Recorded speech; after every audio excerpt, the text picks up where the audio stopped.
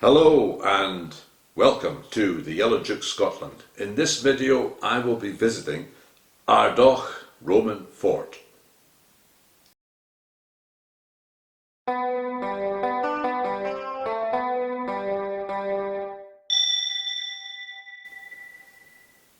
Ardoch Roman Fort is situated just outside the village of Braco in Perthshire. It is a very well preserved fort from the Roman period. In fact, it's got the best preserved ditches of any Roman fort, I think, in the whole of the Roman Empire. It's an incredible place. I think it deserves to be better known. Ardoch Roman Fort was occupied during three separate periods during the Roman period in Britain. First period was during the governorship of Agricola. This was between about 79 and 83 AD. Second period was during the time of the Antonine Wall, between about 142 and 162 AD. And the third time was during the invasion of the Emperor Septimius Severus in 208 and 209 AD. Going back to the first period then, a little bit of background. The Romans invaded Britain in 43 AD, and it took them a while to get up to Scotland. It wasn't until Agricola became the governor of Britain that he decided that what's now Scotland should come under Roman control. At the time Agricola took over, Rome's territory was reached about to York, north of England, somewhere about there. And Agricola decided that he wanted to conquer the whole of Britain. And not just that, actually, he had plans to conquer Ireland as well. I often think how history might have been different if the whole of Britain and the whole of Ireland had become part of the Roman Empire, with a sort of Romano-British and Romano-Irish population left there after the Romans left. History could well have been quite different if that had happened. However, that's one of the what-if questions of history. Agricola embarked on his campaigns in Scotland between 79 and 83 AD, and Ardoch Roman Fort was built by him at this sometime during those years. It's built on the typical Roman pattern of a fort, what they call the playing card pattern, with a gate at the front, gate at the back, and two side entrances, and surrounded by ditches. Agricola moved further north during his campaigns. In fact, he reached as far north as Cawdor, near Nairn. There have been remains that have been found there. And he obviously fought his famous battle of Mons Graupius against the Caledonian Confederation and beat them. Mons Graupius is located, well, we don't know, we're not certain where it was, but I think most scholars believe it was Benachie in Aberdeenshire was the location for that battle. So obviously Agricola had the whole of Britain at his mercy at that point after he defeated them in battle. And another thing he did at that time was he sent a Roman fleet to sail round the north of Scotland, and the Romans established for the first time that Britain was actually an island. But his great victory at Mons Graupius counted for nothing in the end because he was recalled to Rome.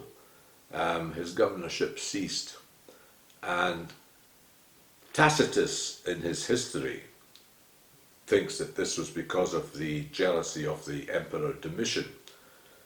Domitian had won a victory in Germany, but this paled into insignificance compared with Agricola's victory in Britain. And Domitian was apparently, according to Tacitus, very jealous of Agricola and decided, let's bring this guy back to Rome. So he was recalled to Rome. Scholars, I don't think, fall for that anymore. They don't accept it, is a better way of putting it. They think Agricola's governorship was due to end anyway.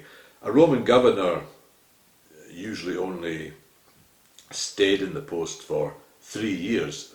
Agricola had been governor for 7 years, so it was probably time for him to move on anyway. The governorship of Britain wasn't a hugely prestigious post for Romans. The biggest prestigious post was the governorship of Syria, and I think Agricola might have been thought to be the best candidate for that, although he never became governor of Syria. But anyway, Agricola leaves. The next governor of Britain isn't interested in consolidating the victory that Agricola has achieved, and so the Romans just retreat. The frontier of the empire retreats to the north of England, and Ardoch, Roman fort, is abandoned, falls into disuse. But things change, as they do. The Emperor Hadrian in 122 builds Hadrian's Wall and makes the frontier of the Roman Empire between the Solway and the Tyne. Then Antoninus Pius, the next emperor, he decides to move it further northwards. He builds his Antonine Wall between the Forth and the Clyde in 142. And at this point, Ardoch Roman fort is occupied again. In fact, it's rebuilt by the Romans at this point. It's not as big as the fort that Agricola built. It's much smaller, and they build their own ditches around this new fort. And so that's why when you look at Ardoch today, you can see there's about 5 ditches on each side. But this is what's happened. They just when they rebuilt it, they just utilised the old ditches as well as building new ones. So they had many more ditches than was normal for a fort. Ardoch, though,